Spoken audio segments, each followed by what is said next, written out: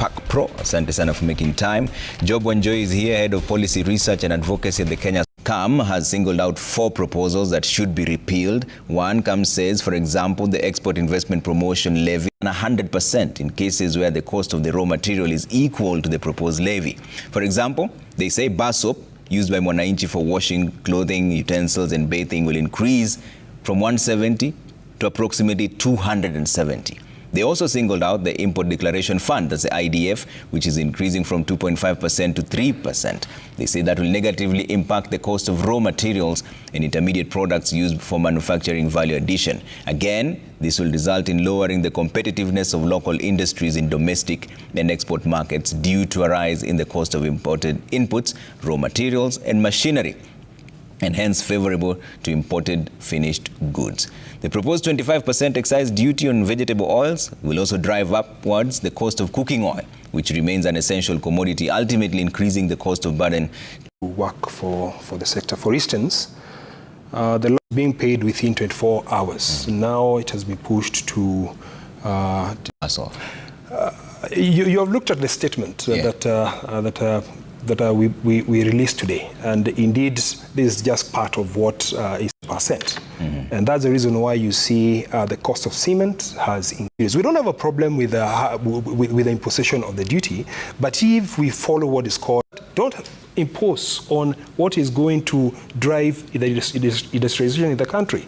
And that's Responsibility Regulations 2021 that mandates every producer to belong to a producer responsibility organization, PROs. Yeah. Environmental costs impact into their budgets. And unfortunately, this contradicts the existing position by government, which is that they need to self from a digital perspective. What does that do in terms of trying to look at tandem with another? Then you have contradiction. And what that does is it drives the costs up significantly of billion shillings in terms of salaries and wages. What happens in the event, and I know Job can speak to this, when government had introduced a levy some time back. So at the heart of it, we need to... You're not. It's in this country. So you introduce, an Eco Levy. They sell at 230 shillings. It doesn't make sense. The same thing with the oil itself. That 3,900 in the market today is going to 6,600 when it's refined. And they've removed that set of that net. Everything that is cooked in your household or in the workplaces or in the businesses. And people are sneaking their own amendments for one reason or the other, is rent-seeking, whatever purpose. But it's really very unfortunate when you want manufacturing to grow to 30%. To 20% of the GDP. And the economic report just released, you read it earlier on. Manufacturing is one of the sectors that has gone down in the last 1 year. And it's partly because of the disincentives policies, that have been introduced by the government. The cost of power is too high. The cost of, infrastructure problems. Then you add on this taxation and all these burdens. So you're going to hit businesses. They're not going to expand. You cannot grow that sector by 20%. Forget it. It's not going to happen anytime soon. With this kind of mentality, I think that's why I'm saying it's punitive. This finance bill really is not been well thought out, and they need to scrap some of these things if they want to help. Because the cost of living was the main thing that we were told the government wants to address. How do you address cost of living when you want to increase the price? Mama Morgan at Tengeneza, she makes chapati on the road, on the streets. That's how people survive, on the beans.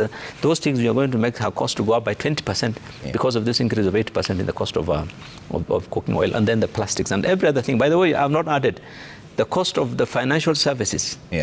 Cost of finance will be a major thing because the cost of financial services will go up. Labor, NHIF will come in on board, 2.8%, isn't it? Approximately 2.75? 2.75. The housing levy will come in. So the cost of labor will go up, everything. So all these things will drive the... Slightly more than 500 billion in terms of what the projection is. But the question is, if you are having a projection of revenue of close to 3.9 trillion, how are you going to raise that money?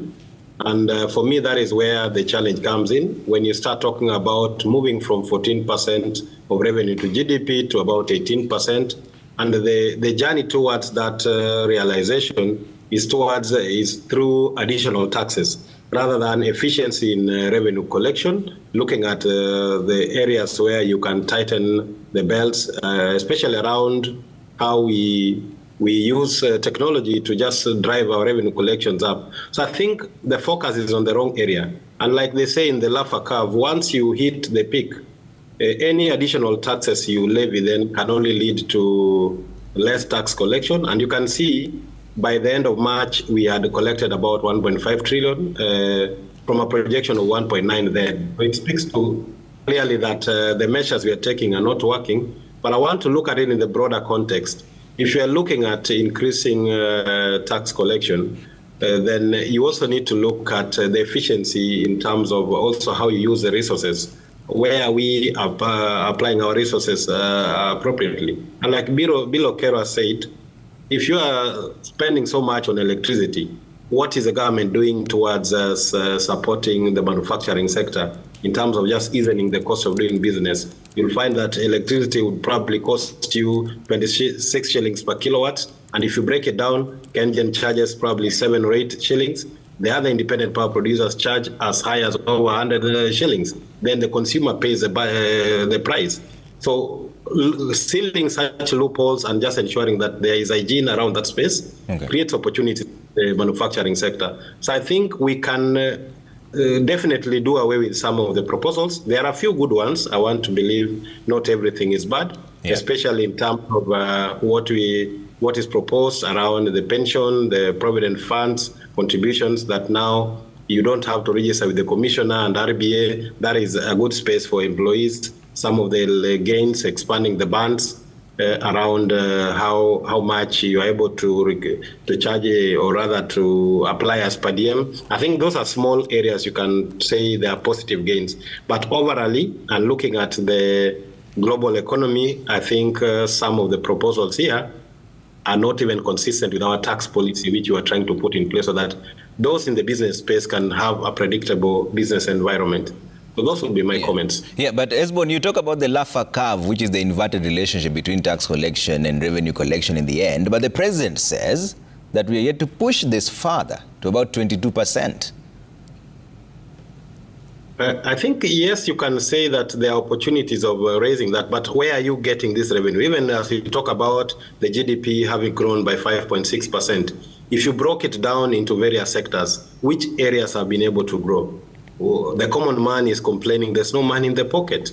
Yes, the economy has grown. We have borrowed from the public close to $1 trillion every year. So when you pay this interest on borrowing, you're paying it to who? Probably the owners of financial institutions. So then they may smile and say the banks are doing well, the insurance companies are doing well, but the common man. And now then the cost of transacting financial services also goes up. So for me, my thinking is that there is definitely an excess. If an economy is growing with 5.6% of an 18 or 17 trillion GDP, clearly you can have a relationship in terms of what you can collect as taxes. But then the other question is, how is our economy arranged for you to be able to collect those taxes? So sometimes it's more of the efficiency of the Kenya Revenue Authority, the measures they come up with to be able to collect these taxes, rather than barriers towards business. If you look at the amendments in terms of what we call the Tax Procedures Act, they are clearly designed to hurt the consumer and the business person rather than to support business. Is the work of rent collection, but definitely hurt the other side. So yes, we can get to that level, but not through additional taxes. We can have more hygiene around how we collect our taxes. All right. Job, you've mentioned that the cost of manufacturing will go up generally, but where are the opportunities in terms of taxation? Because if the president targets about a 22% tax collection, an increase, what then should be done? Yeah, you're asking about the opportunities. I think we need to do economic restructuring in terms of which are these pockets that we can be able to get revenues. And if not that, when you look at the GDP composition, it has 5 components. We have government spending, we have private sector consumption, we have investment, we have export and import. So GDP may grow because of government expenditure, but the private sector is not thriving. And the private sector is the one that creates jobs. Yeah. It's the one that brings investments. So you find when you talk about the revenue to GDP at 22%, we must look at where are these pockets that are going to drive this revenue. When we have only 5 million Kenyans, or 5.7 million Kenyans, million Kenyans are the one who are paying taxes today, against a population that is eligible for voting at about 22 million, that really speaks seriously of how we need to do our economic restructuring to ensure that everybody comes on board. There is employment, there's no other employment. Subsequently, you'll be able to get pay from such people. When talking about the sustainability of businesses, SME cannot see the third year because of the financial burden that they're going through, because of the regulatory overreach. You find you have 30 agencies that are crowding out on you and your business. Subsequently, if you can look at how we can increase on regulatory environment, increase on our cost of electricity, improve on our cost and tenor of capital, look at all these to ensure that the businesses are thriving. Government will be able to get direct and indirect taxes out of that. That's what can be able to drive the revenues. But again, when you look at the composition of the GDP, as I've mentioned, not necessarily the government expenditure that is going to take us there. Yeah. Let's ensure that we have conducive investment environment that has been created in the country. Let's ensure that there is private sector consumption that is happening so that we have economic ripple effect. Let's look at how we can drive more of our exports rather than importation. And subsequently, we'll have an economic structure that is supportive of GDP growth in the right way. Yeah. But on the other hand, government is not over-concentrating on 5.7 million Kenyans to pay the taxes so that we can get 22%. And isn't that what there's a financial transactions taxation will address? National taxation policy? Yes, because there's the fact that only a section of people are paying taxes. There are those who are eligible to pay taxes, but they're not in the official system of KRA. Yeah, we have, of course, those who are going to be brought on board, and that's the reason why Kenya Revenue Authority is trying to digitize the processes. Yeah. For instance, we have VAT auto-populated returns. We have the e-teams that have been introduced, but we have been complaining about the transition period. There is no sensitization that is happening. You find, like now in the finance bill, we are talking about a penalty of I think I don't know whether it's 2 million if you're not registered with it. Yeah, 2 million if you're not registered. Yes, so it's quite punitive. So we can net more people who today are earning, but they're not paying taxes. But we must provide the right education, the right sensitization, so that we ensure that we have very many people that have been brought on board. So we have that category, but we have still another category, and you know it. Many CVs that are coming to our offices every day, or even calls that you receive every day. I want a job, support me with this every month, or something like that, because someone is not employed. Okay. That's what I'm talking about. Let's do some economic restructuring so that we have enough tax base, not concentrating on 5.7 million Kenyans to bring the 22%, yet the rest, they want an opportunity, but it's not being provided. Okay. And that's when we talk about in the principle of taxation. Equity and fairness, to ensure that everybody in the country has an opportunity to earn and to contribute back to the growth of the economy. Okay. Joyce, what will you be recommending to the committee? Well, ideally, of course, I definitely want to see a deletion of the Eco Levy. Complete deletion. Complete deletion. I feel it is a total duplication of government's already existing efforts. Don't forget that the Kenya Kwanza regime, when they were coming into power, one of their commitments in their manifesto, their pledges, was really about implementing extended producer responsibility. And actually, we've been working together with the regulator, as well as, of course, the Ministry of Environment to try and ensure that extended producer responsibility is actually implemented properly. Yeah. More importantly, we are also not seeing benefits around trying to incentivize plastic recycling.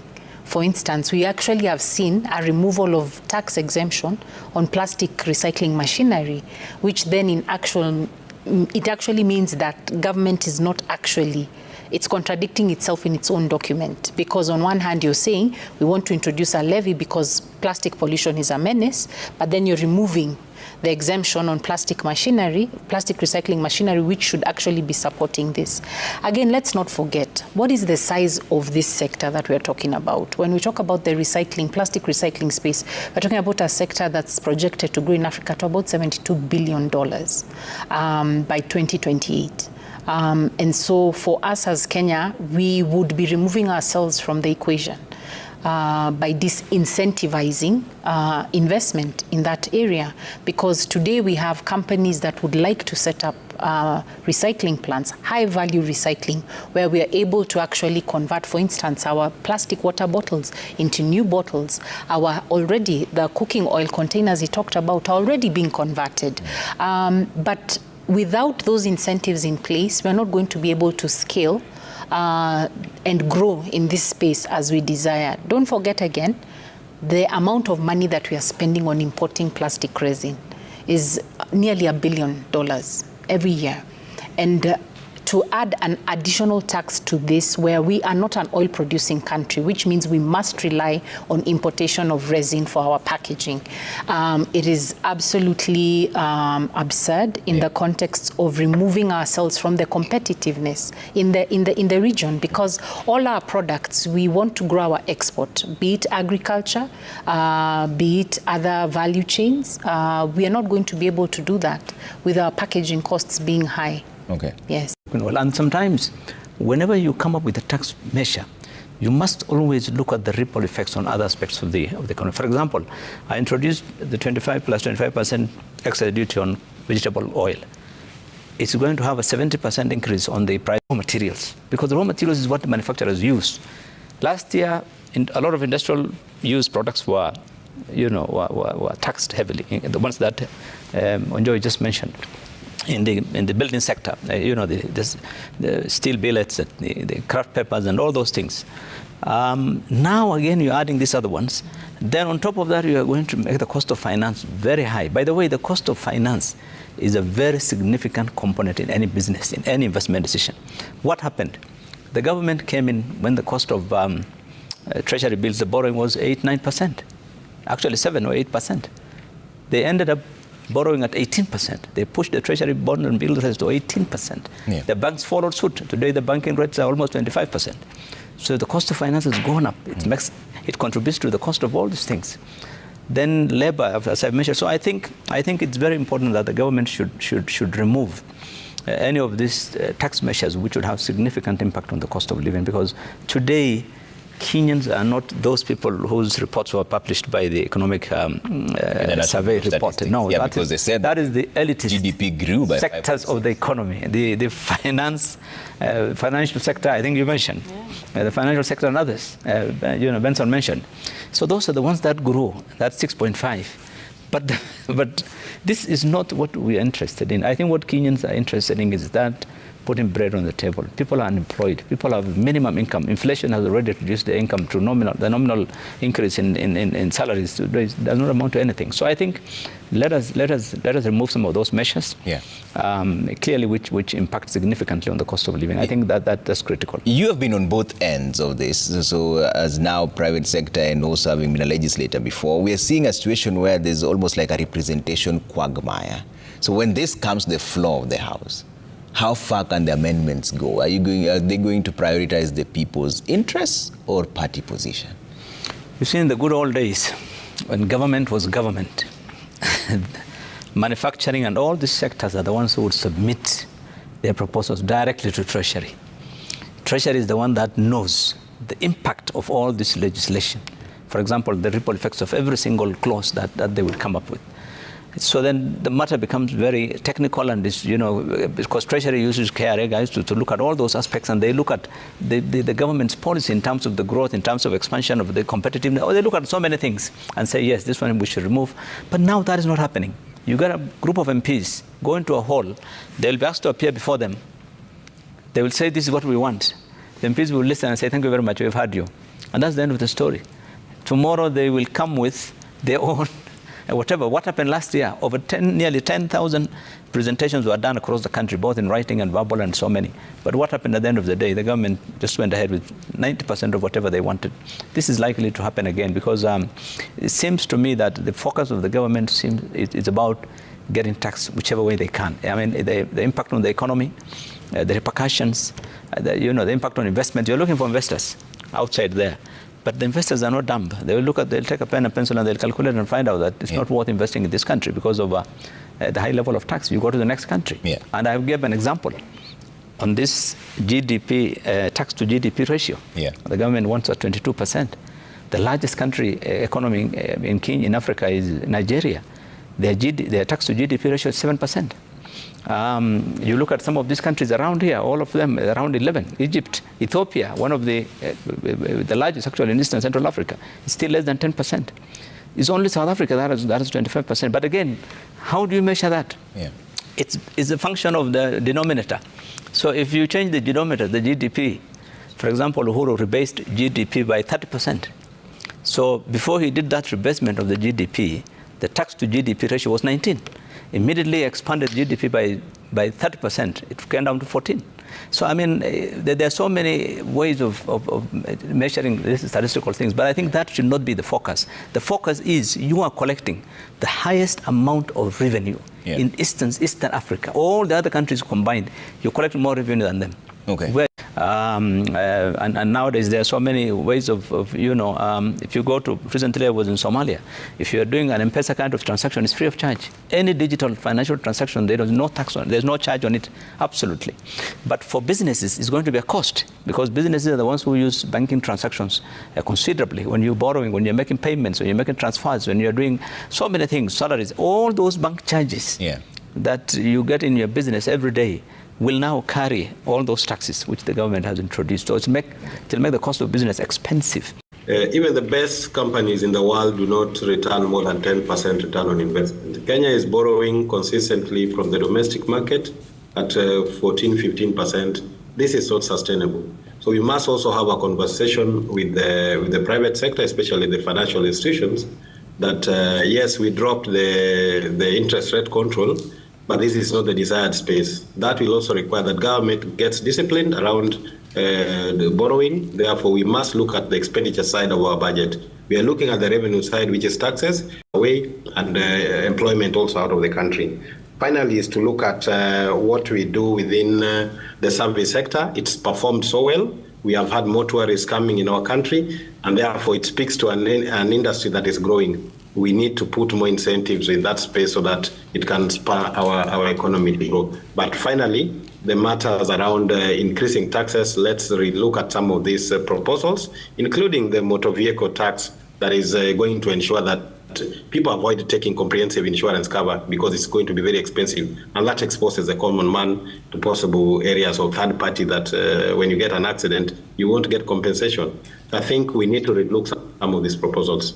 Okay, let me check some of the feedback that's coming through, and then I'll come to you for closing remarks really quick here in studio. Trevor Mbija at Citizen TV Kenya, use the hashtag Monday Report. Let's bring that up on screen and see what you're saying before I take closing remarks from my guests here with me in studio on the Finance Bill 2024. They say that Kenya's Finance Bill 2024 has sparked widespread debate, particularly concerning its potential implication for banking and mobile payment. Private M-Pesa is financial transparency and what sacrificing personal privacy. Okay. All right. Let's see what else you're saying here. Babu Michael says, on the Finance Bill 2024, I have lots of questions, most so on this clause. They say that the bill grants KRA certain exemptions to data protection laws for tax assessment and collection purposes. Can this be some extent be used to punish others? Okay, my guest will respond to that. And let's see, Sir Nixon Duikire says, what is the most ideal way to call people for public participation on the finance bill?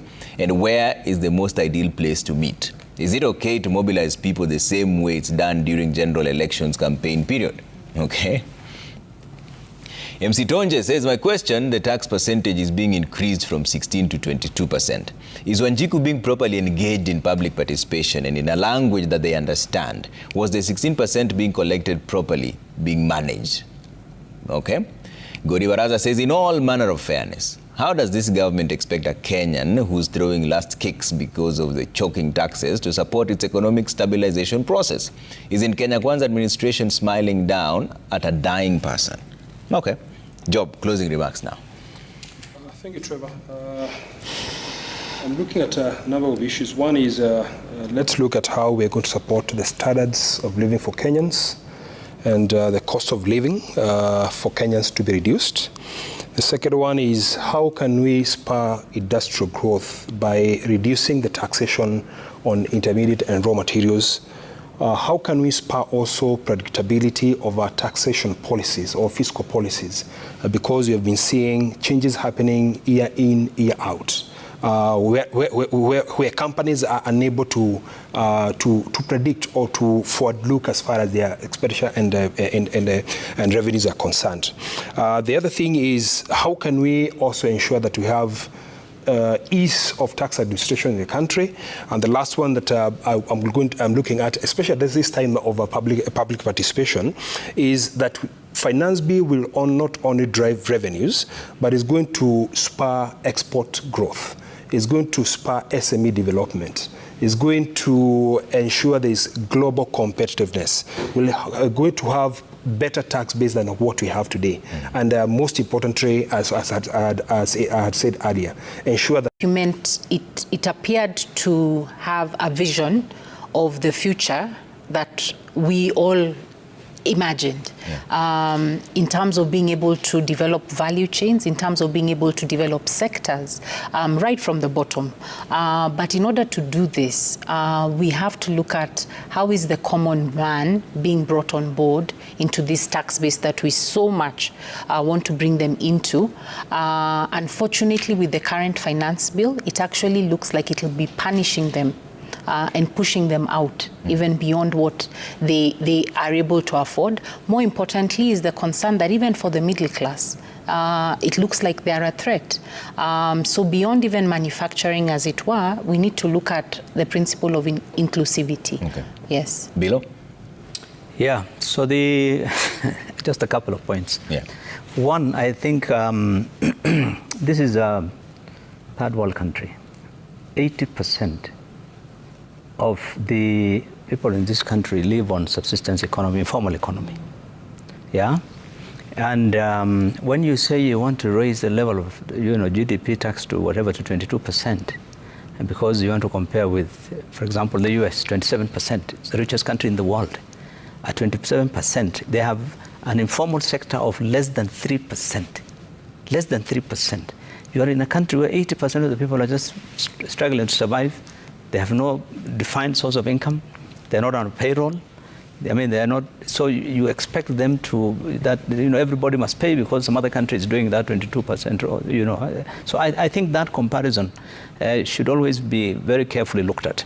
The second point I think I want to emphasize is that when you as a government you're introducing these finance measures of taxes, you told Kenyans the reason is because you want to reduce debt. But in reality, what you see happening is that the debt is increasing. So when you're increasing debt, you're increasing taxes. There's no country that has prospered from debt and from high taxes. There's no country that can also attract investors when your level of taxes is so high.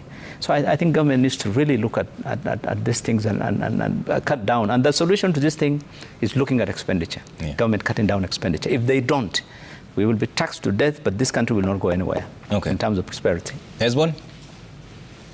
Yeah, my final comments would be that, number one, we need to look at the 18th regime. I think the rollout has not been good. And if we can strengthen that space, have a staggered way of rolling it out, I think that would contribute massively toward tax efficiency. The other issue is about the fiscal policy. I think more efforts need to be geared towards addressing that space. In terms of supporting the manufacturing sector, I think we can do more in terms of incentives rather than more taxes. Expanding the tax base is very, very key. We have very few people paying taxes, while the rest, a majority of our Kenyans are not doing that. And then embracing technology, especially in some of the initiatives we had before, around rental income. I want to believe that there is a lot of untapped potential in rental income tax that is not being brought to the surface because of the manner in which we are using. If we can embrace technology like we had tried in 2014, I think that would work best. And finally, is about corruption. people generally respond positively to initiatives by government if they also read good news about the government. When you realize or read the newspaper headline that e-citizen money is not properly accounted for over 10 years plus. PAKPRO, Job Wanjohi, Head of Policy Research and Advocacy at the Kenya Association of Manufacturers, and FCPA Hesbon Omolo, is PAK Council member. Thank you very much for making time for us this evening. We're taking a quick break. When we come back, it's time for some sporting action, and here's what's coming up.